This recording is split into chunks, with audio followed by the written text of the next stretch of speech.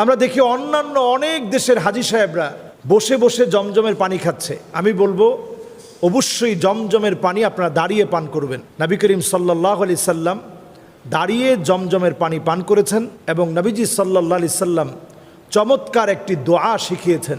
হতে পারে আপনি অনেক রোগাগ্রস্ত, ক্যান্সারে আক্রান্ত, আপনার লিভার সোরিয়াসিস হয়েছে, লিভারে চর্বি বেড়ে গিয়েছে, যে কোনো ধরনের রোগ শোক নিয়ে আপনি আল্লাহর ঘরে গিয়েছেন হজ করার জন্যে।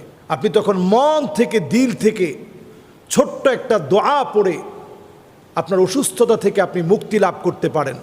আল্লাহুম্মা ইন্নী আসআলুকা ইলমান নাফিআ ওয়া রিজকান ওয়াসিআ ওয়া শিফাআম মিন কুল্লি দা। এই দোয়াটা আমরা পড়ে নেব। আল্লাহ আপনার কাছে উপকারী জ্ঞান চাই, প্রশস্ত রিজিক চাই, অসুস্থতা থেকে আপনার কাছে পানাহ চাই। যদি আরবিতে না পারি বাংলায় আমরা পড়ার চেষ্টা করি।